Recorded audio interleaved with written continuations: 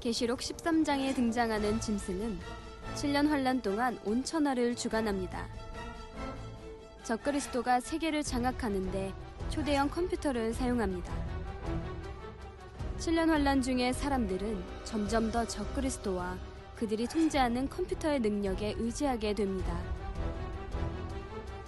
적그리스도의 세력은 권세를 잡을 때 특정 종교를 구심점으로 삼아 통치해 나갑니다.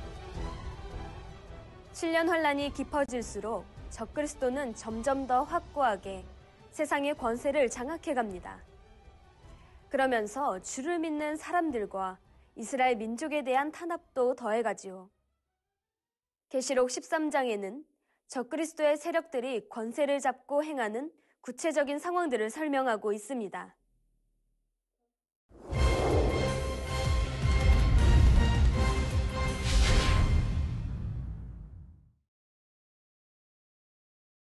계시록 13장 1절에 내가 보니 바다에서 한 짐승이 나오는데 뿔이 10이요 머리가 7이라. 그 뿔에는 10 면류관이 있고 그 머리들에는 참남한 이름들이 있더라 했습니다. 여기서 짐승이란 무엇을 의미할까요? 여기서 짐승이란 바로 적그리스도의 세력을 의미합니다.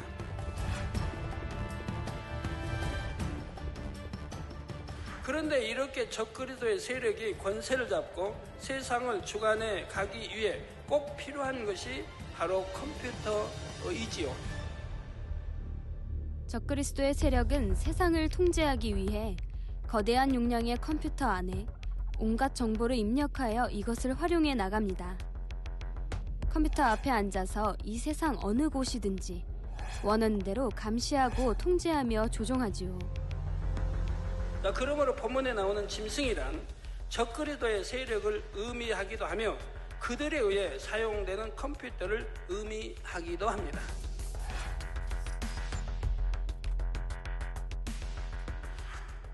그렇다면 이처럼 적그리스도나 적그리스도에 의해 사용되는 컴퓨터를 짐승이라 표현한 이유는 무엇일까요?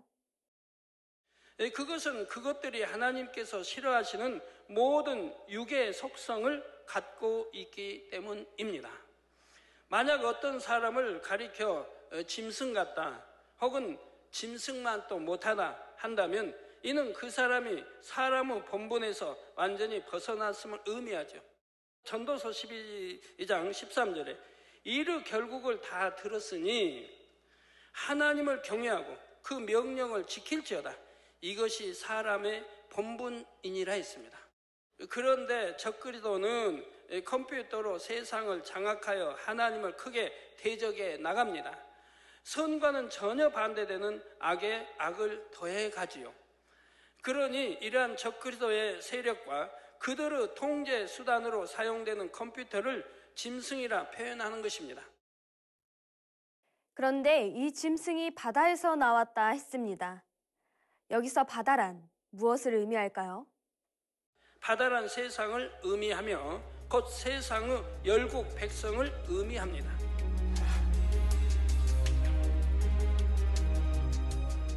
짐승이 이러한 바다에서 나왔다는 것은 적그리스도가 열왕과 열국을 지배한다는 의미이지요. 더 나아가 적그리스도의 세력은 세계의 경제권까지도 완전히 장악합니다.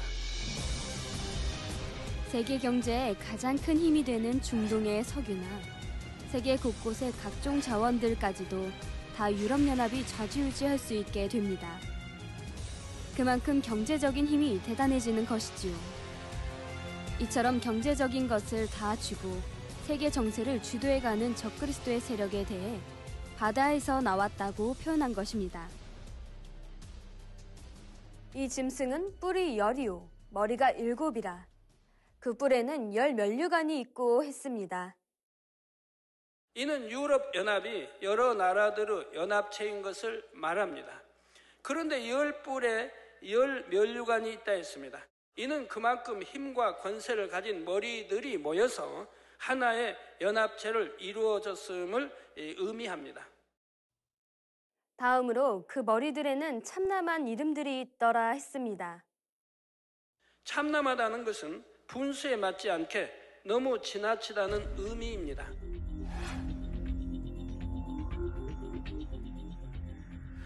바로 하나님을 대적하여 높아진 루시퍼와 그에 속한 악한 영들이 참남한 것이지요. 또한 이러한 악한 영들의 사주를 받아 활동하고 있는 적그리스도의 세력과 그들에게 동조하는 모든 자들도 결국은 하나님을 대적하는 참남한 자들입니다. 이처럼 참남한 자들에 의해 주도되고 그들에 의해 움직여지는 것이 바로 짐승이라는 사실입니다. 계시록 13장 2절에 내가 본 짐승은 표범과 비슷하고 그 발은 곰의 발 같고 그 입은 사자의 입 같은데 용이 자기의 능력과 보좌와 큰 권세를 그에게 주었더라 했습니다.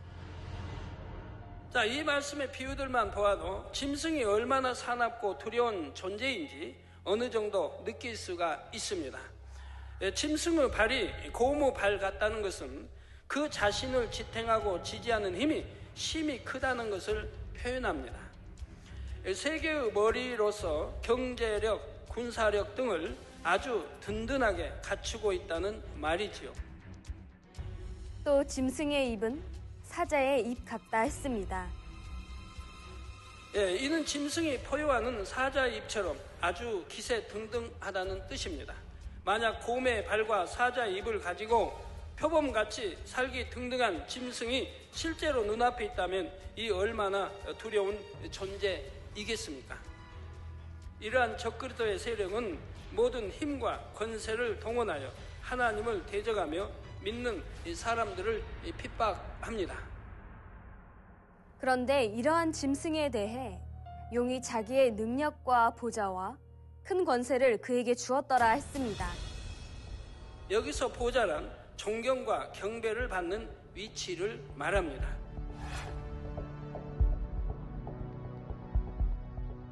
보좌에 앉는 사람이라면 그는 지위가 높은 사람이요 다른 사람들의 존경과 섬김을 받는 사람이지요. 용 곧 루시퍼는 하나님처럼 높임받기 위해 하나님을 대적했으며 사람들로부터 경배받는 것을 심히 좋아합니다. 용이 짐승에게도 이처럼 자신과 같이 경배받을 수 있도록 보좌를 주었다는 말입니다. 짐승 곧 적그리스도의 권세와 컴퓨터의 능력이 너무나 대단하기 때문에 사람들은 그것을 심히 존경하게 되지요. 컴퓨터의 능력을 힘입어 사람이 상상할 수 없는 일들까지 해내는 것을 보면서 사람들은 두려움과 함께 존경까지도 나타내는 것입니다. 그런데 짐승의 이러한 모든 능력과 권세는 근본적으로 루시퍼에게서 나옵니다. 악한 지위와 능력을 공급하여 그의 뜻대로 세상을 주도하도록 조종하지요. 7년 환란 중에 사람들은 점점 더 적그리스도와 그들이 통제하는 컴퓨터의 능력에 의지하게 됩니다.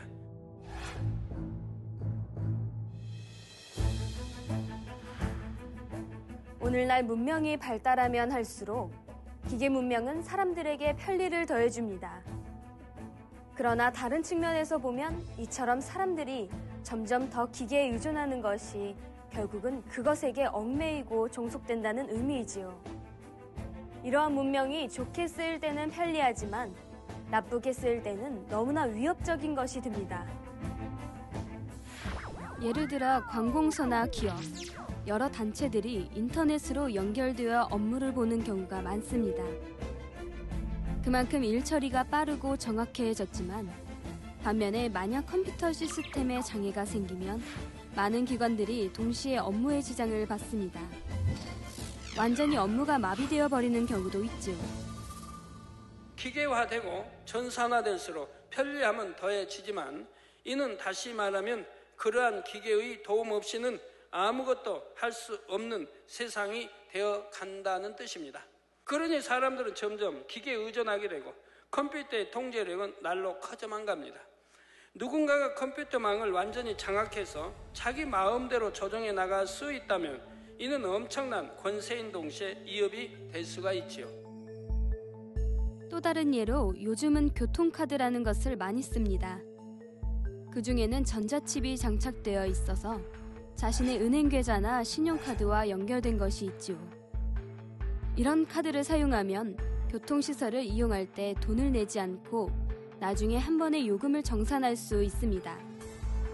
현금을 가지고 다닐 필요가 없고 매번 돈을 내고 타야 하는 수고로움도 없지요.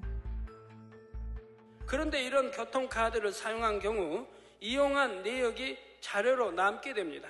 몇 월, 며칠, 몇 시에 어디서 버스를 타서 어디서 내렸는지, 어디서 전철로 갈아타서 어디로 갔는지 이러한 것들을 환히 알 수가 있지요. 만약 누군가에 의해 이러한 자료들이 사람을 감시하는 수단으로 쓰인다면 어떨까요? 물론 오래전부터 이미 이러한 분야에 대해 우려하는 의견들이 꾸준히 제기되어 왔습니다. 그러나 지금의 추세는 점점 더 많은 사람들이 더 많은 분야에서 이러한 문명의 편리함을 이용해 가고 있습니다. 그런데 장차 7년 환란 때가 되어 전 세계의 모든 전산망과 사람 개개인에 대한 자료까지 적그리스도의 손안에 들어간다고 생각해 보십시오. 그들은 마음만 먹으면 무엇이나 할 수가 있습니다. 더욱이 그때가 되면 모든 사람들로 하여금 자신들이 통제할 수 있는 장치를 사용하게 됩니다.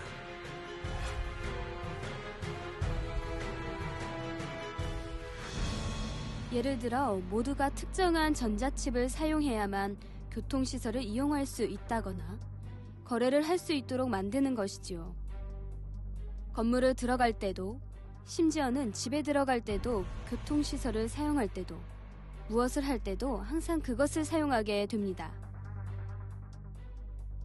그러면 이것을 사용하는 사람은 하루 24시간 내내 모든 행적을 추적당할 수 있지요. 지금 이미 이러한 시대를 향해 인류는 계속해서 다가가고 있습니다. 이처럼 삶 속에서 작은 것 하나까지도 사람들은 점차 기계 문명에 의존하며 스스로 그 통제하에 들어가고 있습니다. 그러니 만약 누군가가 사람들을 통제하고 다스려 나가기 위해 이 문명을 장악한다면 그것은 엄청난 권세와 힘이 되는 것입니다. 바로 짐승이 용으로부터 이러한 힘과 권세를 받아 누리게 되지요. 그런데 이 짐승에게 기이한 일이 일어납니다. 계시록 13장 3절에 그의 머리 하나가 상하여 죽게 된 것 같더니 그 죽게 되었던 상처가 나음에 온 땅이 이상히 여겨 짐승을 따르고 했지요. 유럽연합은 여러 나라의 머리들이 모여 하나의 대표자를 뽑는다 했습니다. 그런데 이렇게 여러 나라가 모여서 일을 할 때 항상 의견이 하나로만 모아지는 것이 아닙니다. 일단 유익이 되니까 하나로 모이긴 하지만 그런 가운데에서도 항상 자기 나라에 자기에게 더 유익이 되는 것을 구해나가지요. 그러다 보니 힘이 비슷한 나라의 머리들 사이에는 견제와 다툼이 일어날 수 있습니다. 가령 가장 큰 힘을 가진 두 나라의 머리가 연합 전체의 머리가 되기 위해 경쟁을 한다고 합시다. 비슷한 실력으로 경쟁을 했지만 결국은 둘 중 하나가 머리가 되지요.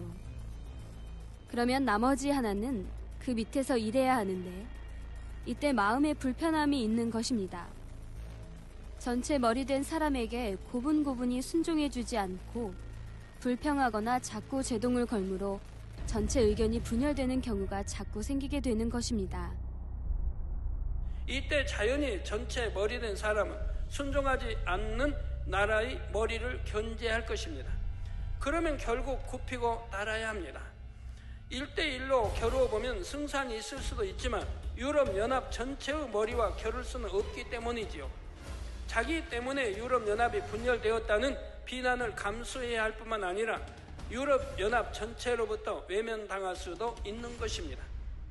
그런데 연합이 분열의 위기를 맞았다가 다시 든든하게 뭉치고 힘과 권세가 더 커지는 것을 볼 때 사람들은 안도하며 더욱 열렬히 추종하게 됩니다. 연합의 분열을 틈타 저항하려던 사람들도 그들이 다시 연합하는 것을 보면서 감히 저항할 엄두를 못 내게 되는 것이고요. 바로 이러한 상황을 본문에서는 온 땅이 이상하게 여겨 짐승을 따른다 표현하고 있습니다. 계시록 13장 4절에 용이 짐승에게 권세를 주므로 용에게 경배하며 짐승에게 경배하여 가로되 누가 이 짐승과 같으뇨 누가 능히 이로 더불어 싸우리요 하더라 했지요. 짐승의 권세가 심히 크므로 능히 더불어 싸울 자가 없다는 것입니다. 앞에서도 설명한 것처럼 짐승이 가진 이 모든 권세는 결국 영이 주는 것입니다. 악한 사람들이 루시퍼의 사주를 받아 짐승으로서의 역할을 해나가는 것이지요.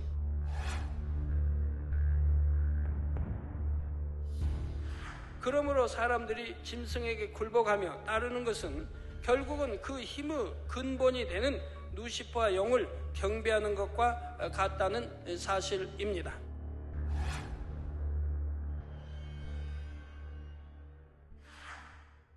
계시록 13장 5절에서 6절에 보면 또 짐승이 큰 말과 참남된 말하는 입을 받고 또 42달 일할 권세를 받으니라. 짐승이 입을 벌려 하나님을 향하여 회방하되 그의 이름과 그의 장막 곧 하늘에 거하는 자들을 회방하더라 했습니다.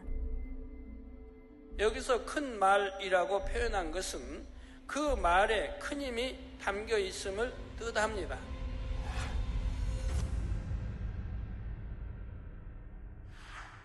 세계 전체가 적그리스도의 세력 안에 있기에 만약 어느 나라의 협조를 구하면 그 나라는 눈치를 보거나 거절할 상황이 아닙니다.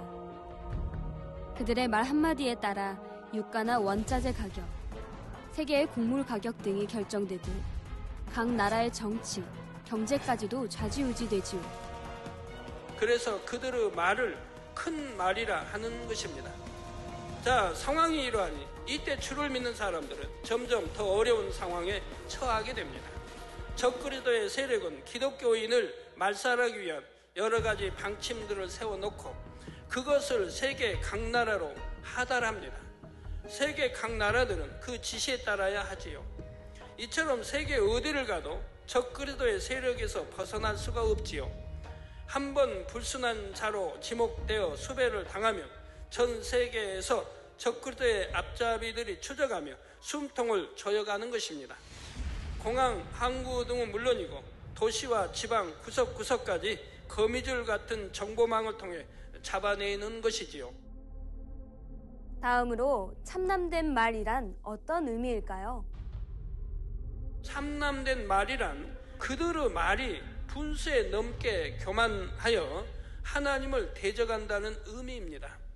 적그리스도의 말은 다 하나님을 회방하는 말이며 사람들을 죄악과 사망의 길로 인도하는 말입니다. 또한 주를 믿는 사람들을 대적하는 말이지요. 이런 말들이 전 세계로 전달됩니다. 이렇게 참남된 말로 하나님을 대적할 때 그들의 방법이 참으로 교묘합니다. 자신들도 하나님을 믿는다고 하는 한 종교 집단을 내세워 교묘하게 하나님을 대적해 나가는 것입니다. 예를 들어 로마 제국 당시에는 로마 황제를 신격화하여 피지배국의 백성들에게 황제 숭배를 강요했습니다. 이때 황제 숭배를 거부하는 사람들은 반역자로 몰아 처형했죠. 이때 특히 그리스도인들이 많이 순교했습니다. 이처럼 적그리스도의 세력도 권세를 잡을 때 특정 종교를 구심점으로 삼아 통치해 나갑니다.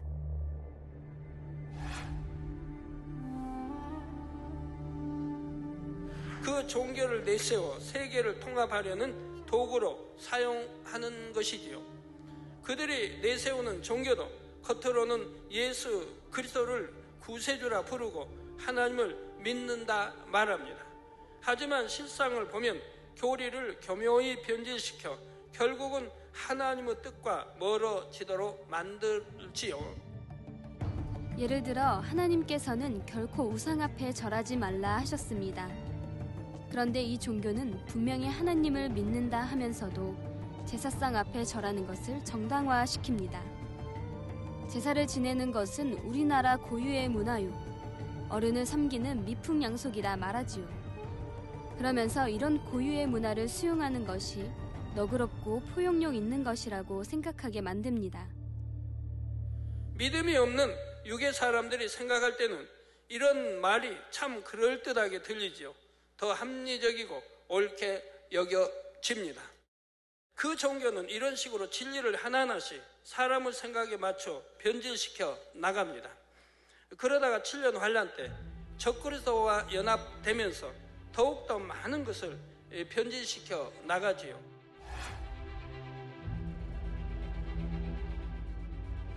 결국 하나님도 주님도 성령의 역사도 교묘하게 부인하기에 이릅니다. 그리고 자신들의 머리된 사람을 신격화해서 그 앞에 굴복하며 절하게 만들지요. 신과 같이 숭배하게 하고 거기에 따르지 않는 모든 사람을 핍박합니다. 이러한 상황을 가리켜 짐승이 입을 벌려 하나님을 향하여 회방하되 그의 이름과 그의 장막 곧 하늘에 거하는 자들을 회방하더라 한 것입니다. 이제 계시록 13장 7절에서 8절에 또 권세를 받아 성도들과 싸워 이기게 되고 각 족속과 백성과 방언과 나라를 다스리는 권세를 받으니 죽임을 당한 어린 양의 생명책에 창세 이후로 농명되지 못하고 이 땅에 사는 자들은 다 짐승에게 경배하리라 했습니다. 먼저 또 권세를 받아 성도들과 싸워 이긴다는 것은 적그리스도가 후 3년 반 동안 권세를 잡고 성도들을 핍박하게 된다는 의미입니다. 믿는 사람들을 체포하여 고문할 뿐 아니라 죽이는 권세까지 받는 것입니다. 이는 어느 한 나라에서만 일어나는 일이 아닙니다. 적그리스도는 민족과 문화, 언어를 초월하여 세계 모든 나라들을 장악합니다. 그래서 세계 각국에서 성도들을 색출하고 핍박해서 굴복시켜 나가는 것입니다. 두려움과 공포 때문에 혹은 자신에게 유익이 된다고 생각하므로 그들의 교리를 받아들이는 것입니다. 바로 이러한 상황에 대해 죽임을 당한 어린 양의 생명책에 창세 이후로 농명되지 못하고 이 땅에 사는 자들은 다 짐승에게 경배하리라 말씀하고 있는 것입니다. 이처럼 장차 일어날 일에 대해 자세히 말씀해 주고 계시면서 계시록 13장 9절에 누구든지 귀가 있거든 들을지어다 말씀하십니다. 이 말씀은 어느 시대, 어느 곳에 있든지 이 말씀을 듣고 읽는 모든 사람에게 해당합니다. 7년 환란 전에 이 말씀을 대한 사람이라면 7년 환란에 떨어지지 않도록 해야 할 것입니다.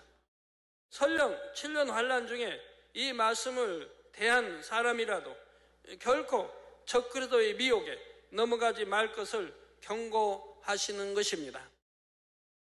이제 계시록 13장 10절에 사로잡는 자는 사로잡힐 것이요 칼로 죽이는 자는 자기도 마땅히 칼에 죽으리니 성도들의 인내와 믿음이 여기 있느니라 했습니다. 사로잡는 자와 칼로 죽이는 자라 적그리스도의 세력과 적그리스도에 동조하는 자들을 말하지요. 마가복음 13장 12절 13절 말씀을 보아도 이러한 상황에 대해 알 수 있습니다.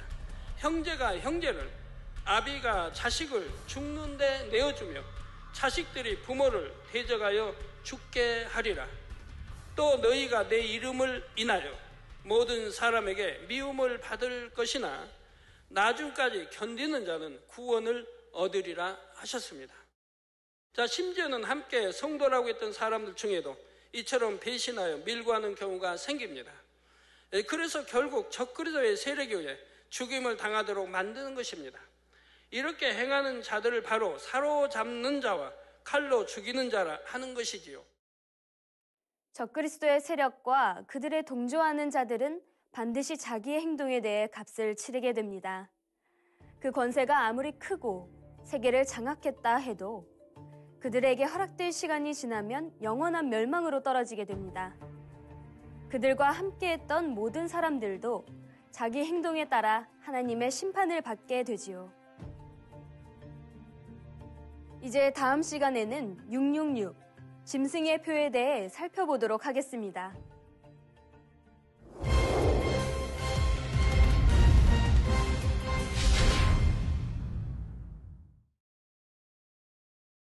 대부분의 경우 미혹하는 사람들은 자신들의 정체를 교묘히 감춥니다. 적그리스도가 사람들을 미혹할 때도 마찬가지이죠. 고린도후서 11장 14절에서 15절에 이것이 이상한 일이 아니라 사단도 자기를 광명의 천사로 가장하나니 그러므로 사단의 일꾼들도 자기를 의의 일꾼으로 가장하는 것이 또한 큰 일이 아니라 저희의 결국은 그 행위대로 되리라 했습니다. 이런 어둠의 미혹에 넘어가는 어리석은 일이 여러분 중에는 결코 없어야 할 것입니다. 그러기 위해서 항상 깨어 하나님의 뜻을 밝히 분별할 수 있는 여러분이 되시기를 부탁드립니다.